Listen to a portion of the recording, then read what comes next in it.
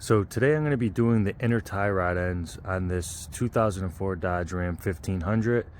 This is the 3.7 liter V6 two-wheel drive pickup truck. So this is what the inner tie rod ends look like. I'm going to try to make this video straightforward.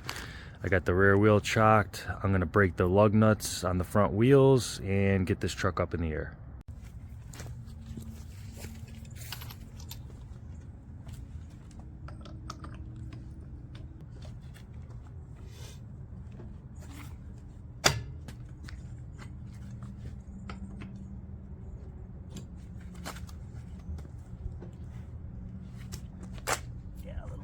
Went a little crazy on these lug nuts. So we got the truck up in the air. I'm gonna put the jack stand under the frame rails there.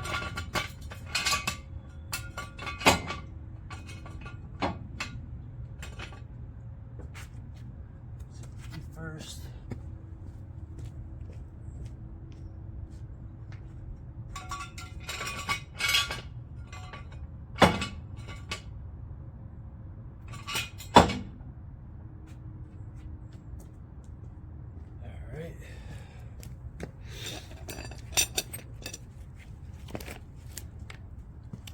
Now we're going to pull the tires off, and the reason why I didn't just use the impact from the get-go was because I got these locking lugs and they're pretty cheap, and I just don't like to use the impact on these. Pull the tire off, and it's always good practice to put the tire underneath the frame just in case the stands fail. Okay, so just to recap under here, I did buy a front end kit from Detroit Axle on eBay. I replaced a bunch of parts under this truck because everything was completely clapped out. So in the kit came the upper A-arm and the upper ball joint. There was a lower ball joint back there, the outer tie rod end, the outer sway bar link, and front wheel bearings. I did purchase separately the front shock absorber. Everything fit in straightforward and nice. All the parts seem to be good quality, especially the grease fittings. I mean, I can't speak for Detroit Axle on other vehicles, but on this Dodge Ram, everything just seemed to be pretty good quality for the price. Everything came with the correct nuts, cotter pins, like whatever hardware that was needed. Sometimes these kits just are missing hardware or just don't come with certain things.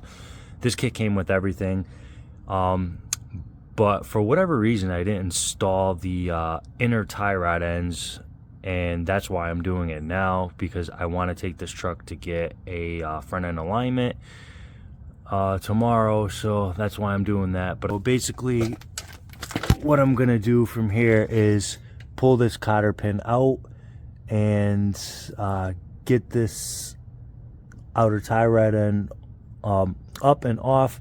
But first I'm going to break loose this locking nut here, so let me get to that.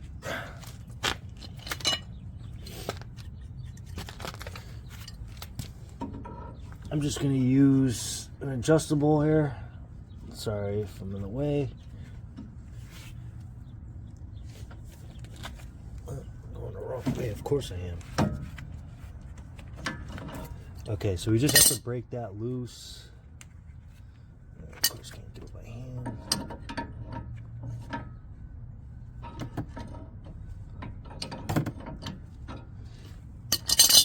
And then get this cotter pin down here out. And those are one-time use.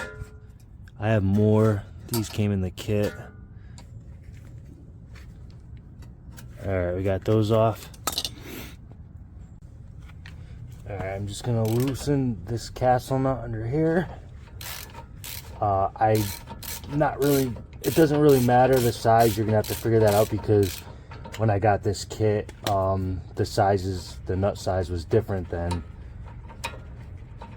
the aftermarket kit. And there's that. And now basically what I want to do is I want to get I want to get this out from here. All right, so basically you just want to loosen the nut under here, and then you want to get this to come out. Normally I would use a pickle fork. If this was older, I'd use a pickle fork and hammer this in. But basically what I did was I unloosened this castle nut and I lightly tapped, like, so I didn't ruin the threads. I lightly tapped on here and this came right up. If you don't want to do that, you can use a pry bar and put it under here and pull up while you bang on this collar here, and that could also pull this out. So now we'll take this off and pull the outer tie rod out, and you want to unthread the outer tie rod end, but you want to make sure that you keep track of how many turns or revolutions, because you're gonna have to put it back on in that same area. So let's see, 1, 2, 3, 4, 5.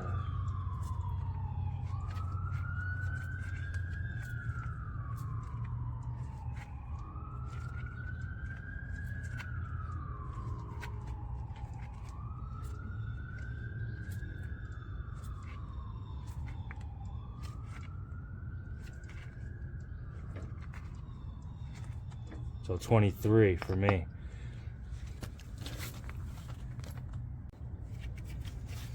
All right, now that we're under the truck here, you'll see there is some kind of a clamp right here, and we got to get that off.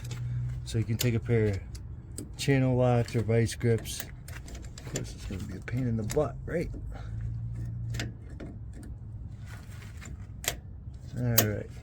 So now we got that one off. Now, if you look, it's kind of hard to see, but if you look down here, you have another clamp right here. And this is a one-time use clamp, and the only way to take it off is either take a pair of cutters and cut that right there, that's what I'm gonna do. Let's see. Or you can use a screwdriver and just cut in a hammer and kind of just hit it off. But I'm gonna cut it off like so. I'm gonna have to take this nut off here, which is probably gonna be a pain in the butt.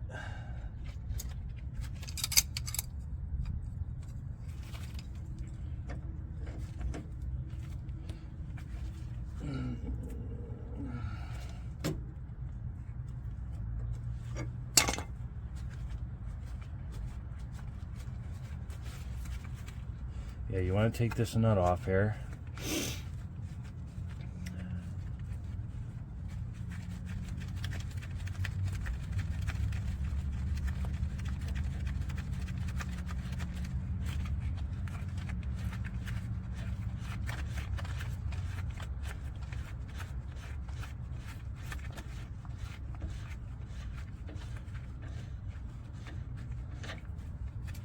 And this clamp, and you may want to save this clamp. So now we got the boot, and we're gonna walk the boot off. It's all cruddy. We're gonna save this boot. I gotta clean this thing. Oof. This is your inner tie rod here. It's in this ball joint, and basically we gotta put like a big adjustable or whatever we can use. I'm sure there's a special tool, but I'm going to use an adjustable, and I'm going to spin this counterclockwise and unthread that. And I already broke it loose, but this is what I'm going to do.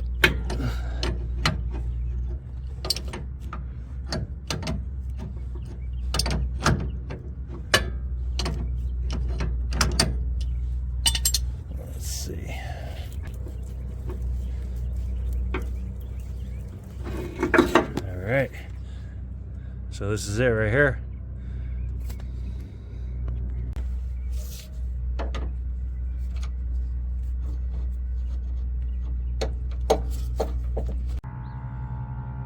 All right, so I got the new inner tie rod end here, and Detroit Axle was kind enough to really grease pack this joint in here with grease, which a lot of them don't even come packed with grease already. So that's pretty nice of them. I did kind of start threading it on already because it was a little bit of a pain in the butt, because if you can see here, it's really tight to the sway bar link. I'm just gonna put a couple dabs of thread locker on the threads here. You don't have to, but I'm just choosing to, and I'm just gonna thread this on, and you might have to like finesse it and keep moving this tie rod here to just kind of work the threads on. The other one was like very loose, so it was a lot easier just to pull it off.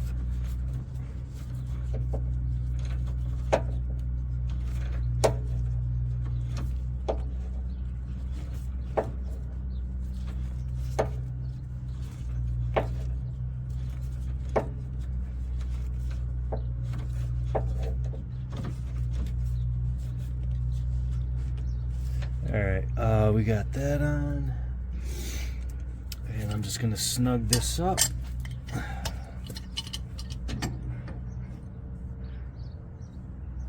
Okay.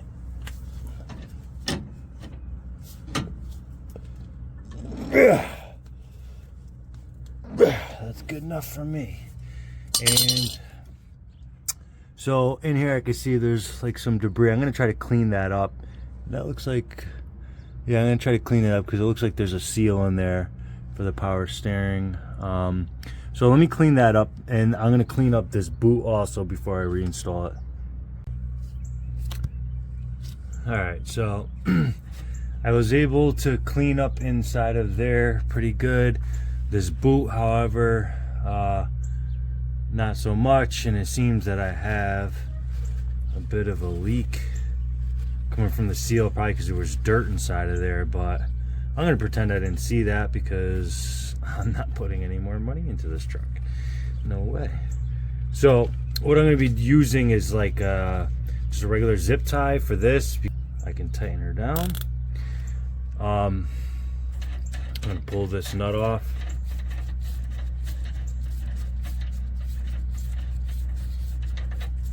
And slide this back over like so. And get it all the way back up over the cylinder here. Make sure it slides on. You don't want to get dirt like I had inside.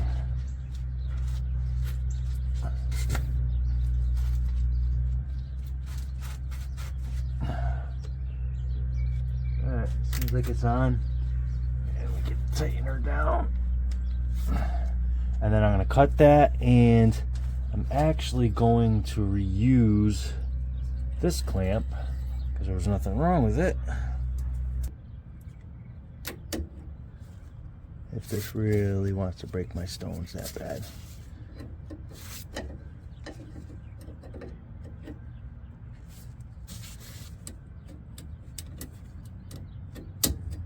Oh, but it got on. So that's that.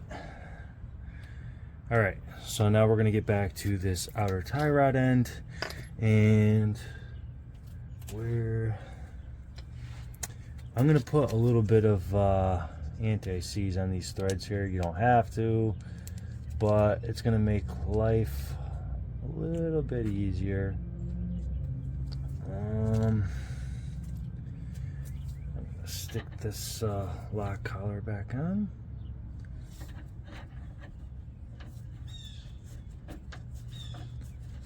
Lock nut, I should say.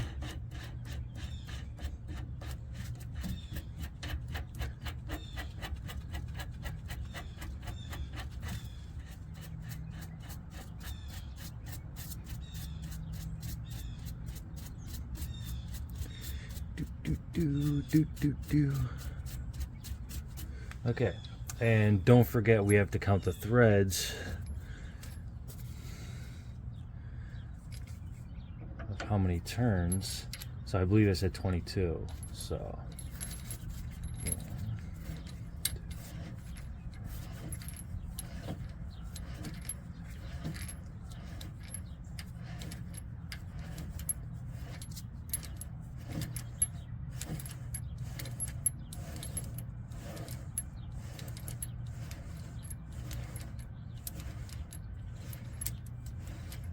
all right, so that's 22. I'm gonna slide this bad boy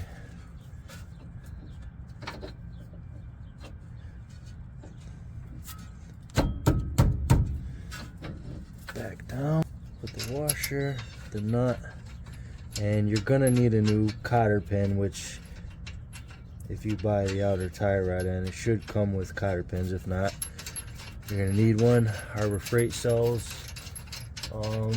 assorted cotter pins. And so now we're gonna butt this against here and cinch it down.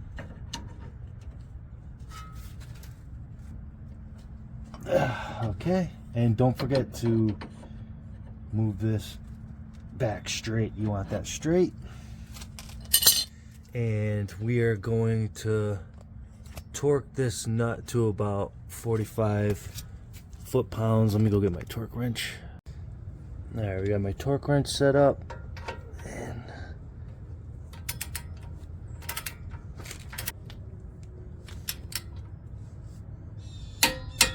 go. And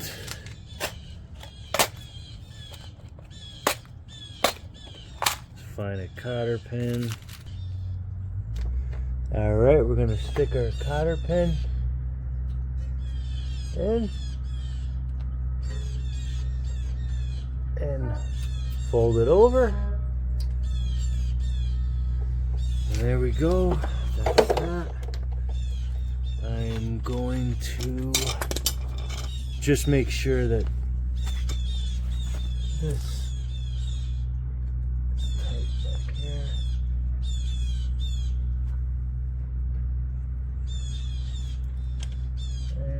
that off. All right, so now I'm just going to throw the tire back on and do the other side, which the other side is exactly the same way as this, so I don't need to do the other side while filming it. Put the tire back on and then you're done. So tomorrow I'm gonna get in alignment and hopefully all goes well. I gotta clean this. Freaking anti-seize just gets everywhere. It's not a good place for it to be. All right.